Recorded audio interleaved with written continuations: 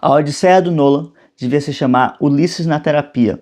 E falo isso com um certo pesar, porque eu gostaria de me interessar e de ter gostado mais do filme, mas há um elemento ali que é assim, um ponto principal que tira toda a magia do filme e faz com que ele deixe de ser a Odisseia, que é o texto ao qual ele se baseia, né, aparentemente. Então o que é colocado, na verdade, é uma casca, né, uma forma, uma espécie até de roteiro, né, odisseico, né, vamos assim dizer, mas não tem o espírito, né, uma coisa, um sabor, né, não tem um hálito grego, né, mas sim uma série de elementos e influências que ele foi colocando ali, sabe-se lá Deus de onde ele tirou, né, vi alguns vídeos na internet dizendo algumas referências que ele teve, mas me parece que ele teve sempre acesso a uma história de segunda mão e nunca ao original, porque há um tom muito depressivo, muito triste, muito cabisbaixo, que é muito não característico do poema épico grego. E há razões de todas essas coisas as quais eu estou colocando aqui. Então, quando eu falo Ulisses na terapia, não é de uma forma pejorativa, embora pareça, né? Mas sim porque há uma clara mudança de foco e um deslocamento da dimensão, né, onde nós vamos trabalhar. Porque enquanto os gregos concebiam claramente uma dimensão física, uma dimensão psicológica, uma dimensão divina que é causa de todas essas coisas, que é a origem de tudo, e onde a nossa vida concreta, a nossa vida psicológica é só um reflexo, e justamente os mitos têm uma participação grande em trabalhar isso, em explicar isso, trazer as suas origens. A Odisseia do Nolan parece uma coisa bem cabisbaixa, assim, no sentido em que se nós enfrentássemos uma guerra, se nós enfrentássemos o conflito, se nós passássemos por uma batalha terrível, em que tivéssemos que, né, fazer o que é mostrado no filme, por exemplo, certamente nós estaremos bem daquele jeito ali do Ulisses da terapia, né? Do Ulisses do Nolan, que é um Ulisses que ele criou, né, da cabeça dele lá. No entanto, quando nós trazemos isso para a realidade grega, isso é uma loucura total. É pior pensar dessa forma do que pensar no Ulisses enquanto herói. Tá? Então a gente tem dois elementos aqui importantíssimos. O Ulisses, ele já não é mais um herói grego, ele é um personagem de um filme qualquer ou de um conto qualquer. Ele é o Zé João, que você chamou lá da esquina, e ele passou por aquelas provas ali que o Ulisses passou. Claro que ele não vai passar bem, né? Um herói grego, ele tem uma condição especial, e vamos falar exatamente sobre isso aqui nesse vídeo, tá? Então, essa condição especial do herói grego que permite com que ele passe por essas provas, por esses elementos, sem estar totalmente devastado, né? Então, primeira coisa que a gente precisa entender, quando você coloca a situação nua e crua como ela está lá, né, de certa forma a gente poderia até colocar num sentido denotativo, né, para trazer uma linguagem comum, né, ou seja, aquilo ali é realmente aquilo que aconteceu e não há um sentido simbólico oculto ou uma causa primeira por detrás. Realmente é tudo uma tragédia no sentido atual da coisa, né, uma tragédia que tudo está indo para o buraco, para a destruição. Enquanto que, né, embora muitos falem, né, da Odisseia como um poema que marque um fim de uma era, a gente precisa olhar que apesar disso, né, apesar de se olhar como esse fim de uma era, não há um pessimismo nato em cima dessas coisas, porque o homem, né, o herói, o ser humano, ele é capaz de superar todas essas questões, porque ele possui os deuses ao seu lado. E não é que o herói possui os deuses ao seu lado simplesmente porque sim, e porque ele é um herói, né? Mas sim porque isso é cabível, isso é possível a todo ser humano ter esse favor dos deuses. E é isso que o épico vai nos ensinar, tá? Então, quando você coloca as coisas daquela maneira como são retratadas no filme, realmente não há como não ficar com um estresse pós-traumático, um trauma miserável acerca daquelas coisas. Mas quando você coloca os deuses de volta nesse eixo e você vê que tudo está seguindo uma espécie de drama cósmico, de drama universal, onde todos estão desempenhando os seus papéis, tudo fica muito mais leve. Isso é uma característica que foi totalmente tirada do filme. Não há uma única piada, você não dá uma risada, né? Então, enquanto o Homero, ele aqui e ali você sempre tem umas sacadas assim e você solta uns risos inesperados, né? Existem piadas no filme, né? No livro, que são até muito boas, né? Tipo, uma única que eu lembro agora, porque eu vi de um outro vídeo, né? Que eles estão saindo para ir pro Hades, e antes de sair pro Hades, um dos companheiros ele falece, né? Alguma coisa, ele cai do navio, se não me engano. Enfim, um acidente lá bem meio tosco, na verdade, né? E aí quando ele chega no Hades, ele encontra com esse mesmo homem, né? Que eles não conseguiram enterrar ainda, né? Justamente por quê? Porque eles precisavam sair, que o mar estava bom, as condições estavam boas, e não puderam enterrar o seu companheiro, né? E esse que ele tá lá vagando perdido, né? E aí ele pede, Ulisses, por favor, me enterre, né? Odisseu, me enterre, eu preciso de uma honra fúnebre, né? E Odisseu retruca dizendo, mas como você chegou aqui tão rápido, mais rápido do que eu que vim com um navio veloz? E, e é claro que ele chegou mais rápido porque ele era um fantasma, né? Enfim, as coisas de Homero que a gente encontra aqui e ali. Mas vamos trabalhar então essa condição do herói e essa condição dos deuses estarem atuando sobre todas as coisas. Mas se você está gostando desse vídeo até aqui, eu já te convido para participar do meu grupo de estudos sobre a Odisseia, tá? E também a curtir esse vídeo e a se inscrever nesse canal. Então o link do grupo de estudos vai estar na descrição, caso você se interesse, tá? E a gente, enfim, tem mais informações por lá, ok? A gente então se encontra do outro lado. Voltando para o vídeo,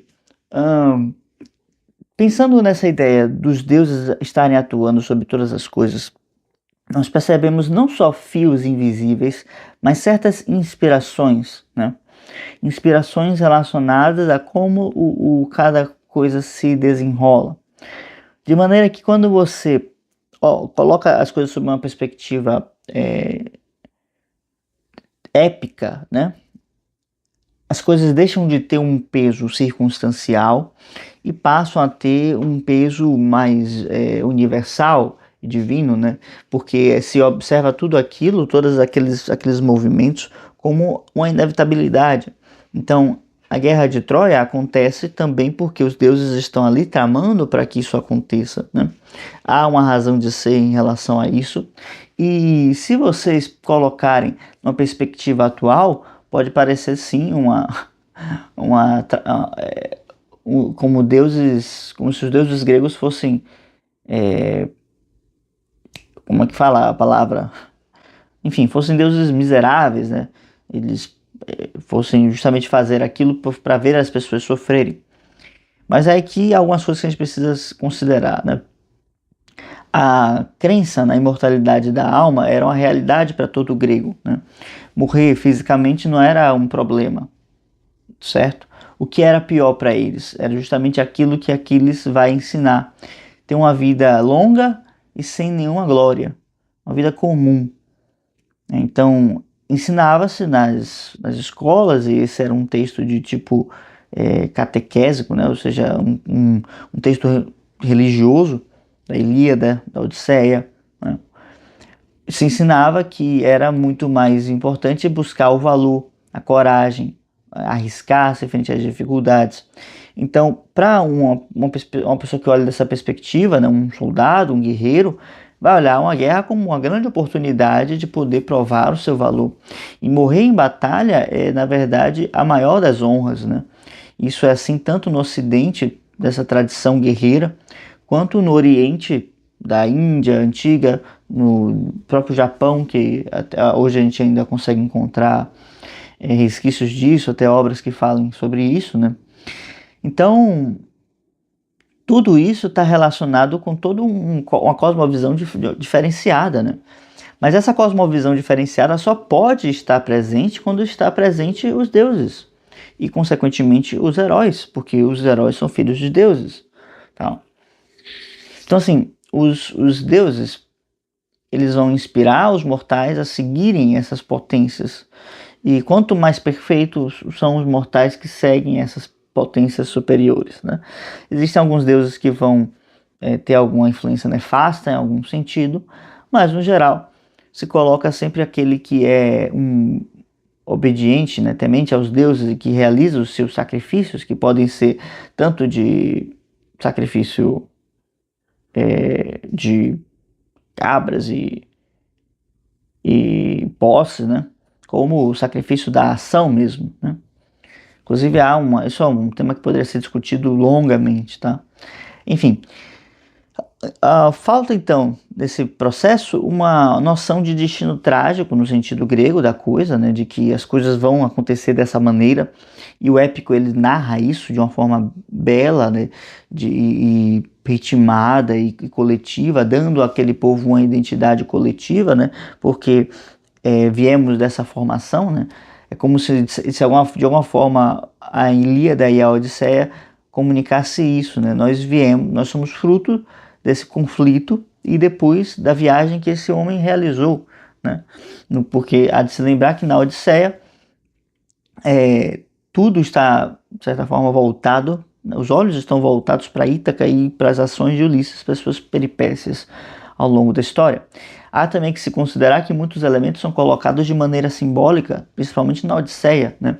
Talvez quando o Homero colocou do Cíclope, ele não estivesse falando de um Cíclope real, né? Mas sim talvez de elementos que ativem coisas em nós, coisas internas, né? É curioso porque o ponto, por exemplo, onde Ulisses ele falha, né?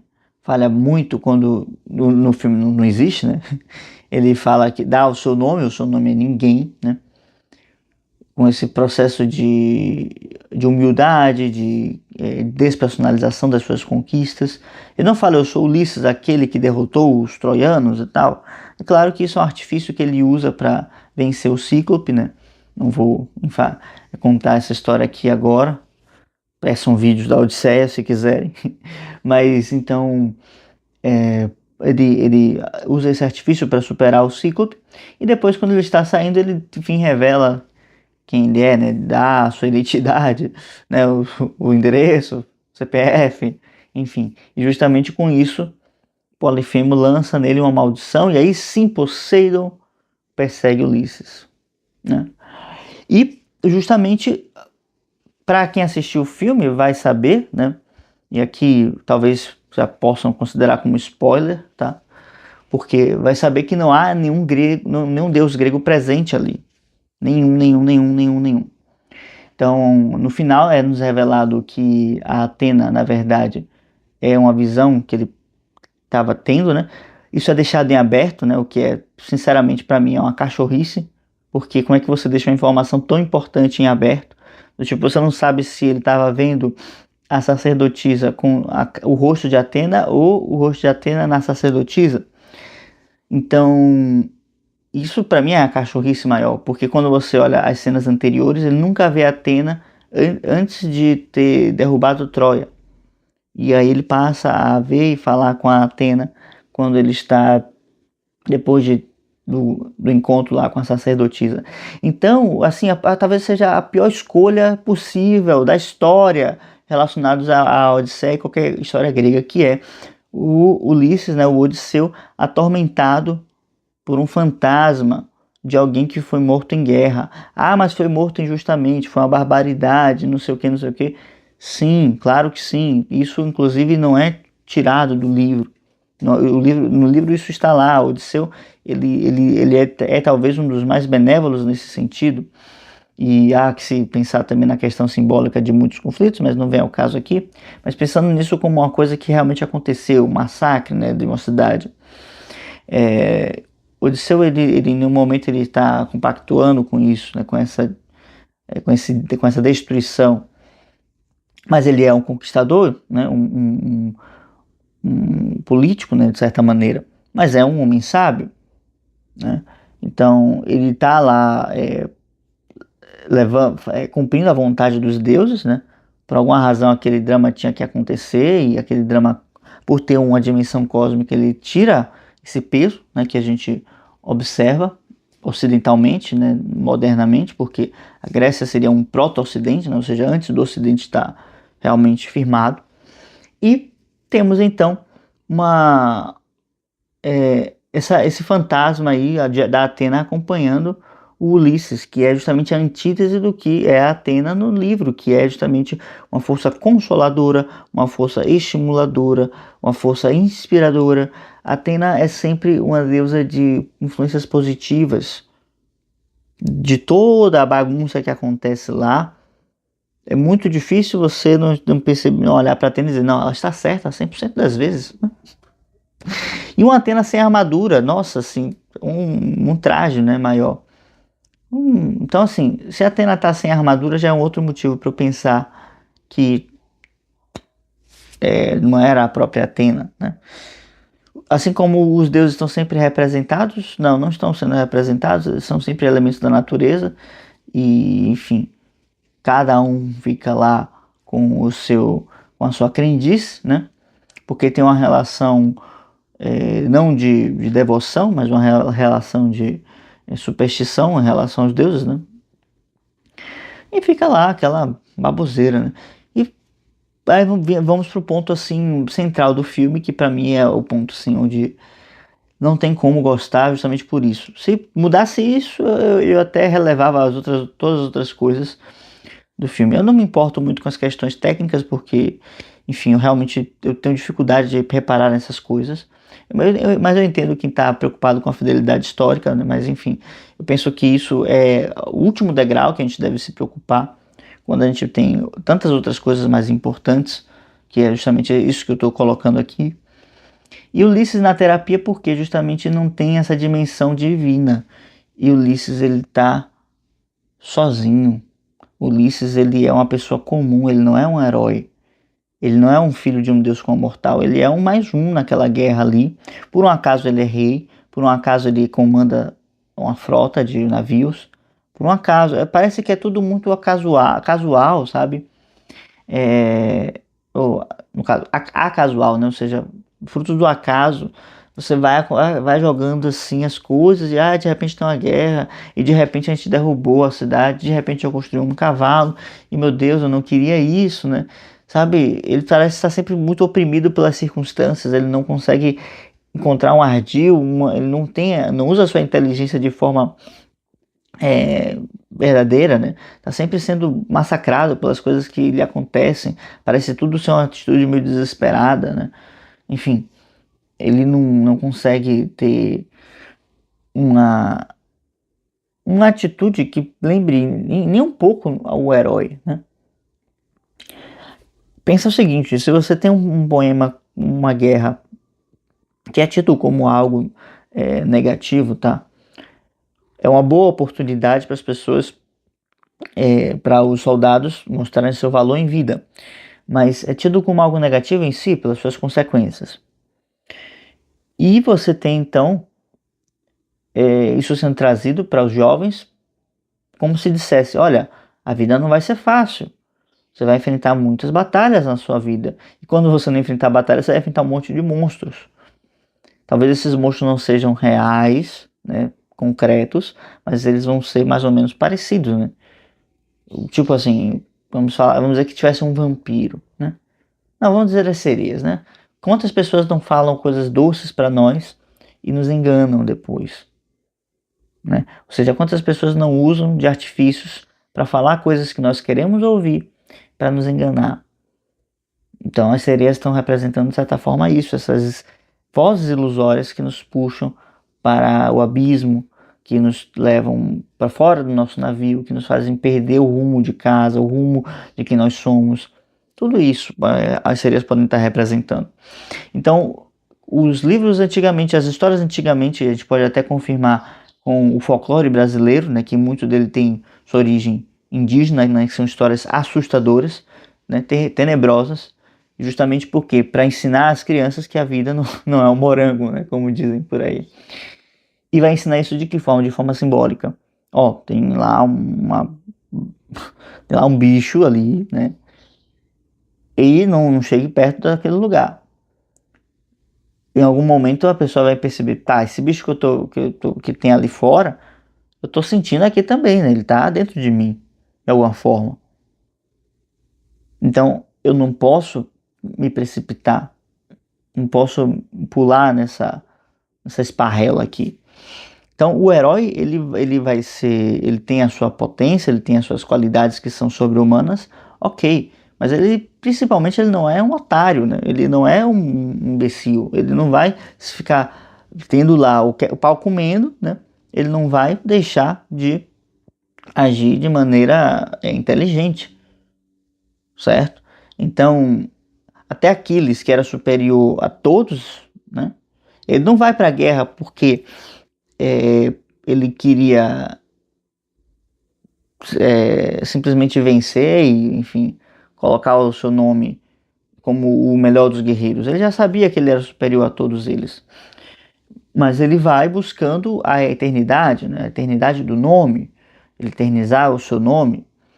E justamente ele sabia que ia morrer na guerra, ele sabia que ia perecer na guerra. E ele foi porque ele sabia que mais valia a glória de uma vida virtuosa, de uma vida de valor, né? Superando em todos em valor, em coragem, tá? Do que uma vida comum, tá? E aí você pode até discutir dizendo que, não, eu prefiro uma vida mais comum aqui, quietinho com a minha família, né? Um jeito romano de se viver. Eu diria, tá bom, tudo bem, tá beleza, eu não discordo de você, mas pensando na visão grega da coisa, isso você estaria completamente equivocado nesse sentido. Então aqui eles vêm passar também uma moral nesse sentido, é melhor você se arriscar a viver o extraordinário, né? Me desculpem por essa referência tenebrosa, mas do que você ficar tendo uma vidinha comum, né? Com sua mulher e seus filhos, né? Enfim, é melhor perecer em batalha, porque vale mais aquele que perece em batalha do que aquele que dura a vida toda, né? Enfim, claro, se foi um grande guerreiro, se lutou com honra, enfim, tem essas coisas todas, né? Então, nesse sentido, seria uma oportunidade para os soldados, né? Claramente essa construção, né, dessa visão tem o sentido de formar jovens que não tenham medo do combate, que não tenham medo de entregar a sua vida pela pátria, que não tenham medo de se arriscar, né? E pessoas de caráter forte e desinteressado, em algum nível desinteressado, né? Enfim, então para mim esse é o ponto mais crucial, né? Não há um herói num conto sobre heróis.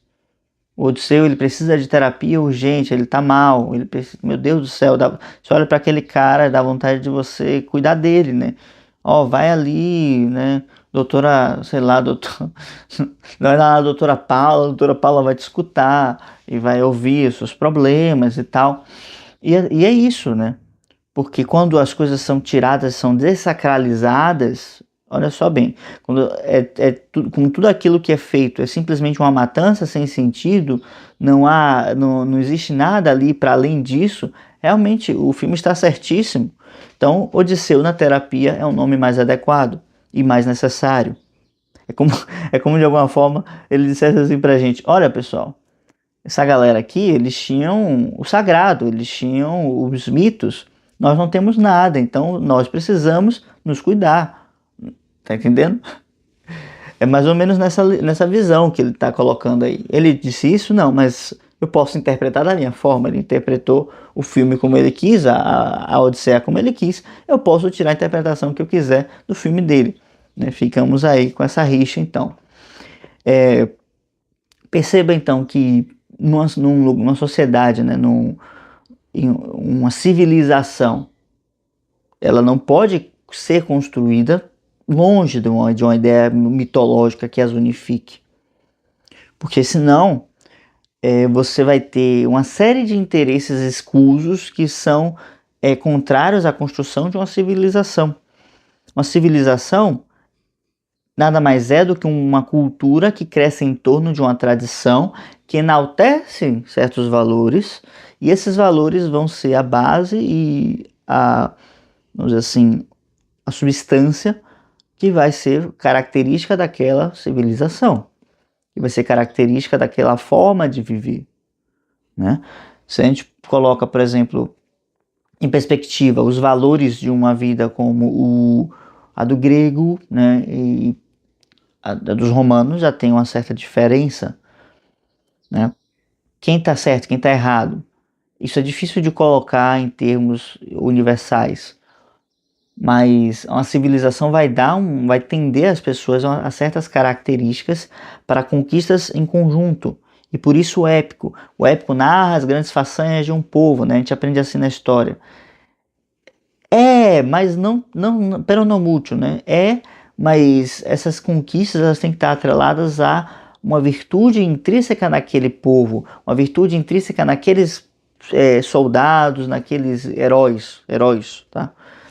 Nos heróis. E você, inspirado nesses heróis, você vai buscar ser alguma coisa parecida com eles. Não te pedem perfeição, não te pedem ser imaculado, mas te pedem que busque esses valores, essas virtudes. Assim era mais ou menos a visão, né, na antiguidade. E aí, por exemplo, você compara isso com uma visão da grega com a romana, é diferente, né? Porque eles têm outros referenciais de valores, outros referenciais de civilização, outros referenciais de heróis. O mesmo vai valer para os egípcios, japoneses, para os sumérios, né? Cada um desses povos tem o seu conjunto de mitos que consequentemente vão trazer um conjunto de heróis. Pessoas que são diferenciadas, que são melhores, né? Como eu já falei no vídeo sobre a cultura tem um aspecto que nos coloca em uma certa aristocracia, porque coloca nossa melhor parte para governar a parte mais débil, a parte pior. E temos então uma construção de uma identidade em torno de certos valores heróicos, porque isso de alguma forma reside em nós, está em nós. Como diria Aristóteles, né? Se podemos conceber, podemos aprender essas virtudes, então isso está em nós de alguma forma. Então é natural para o ser humano desenvolver virtudes.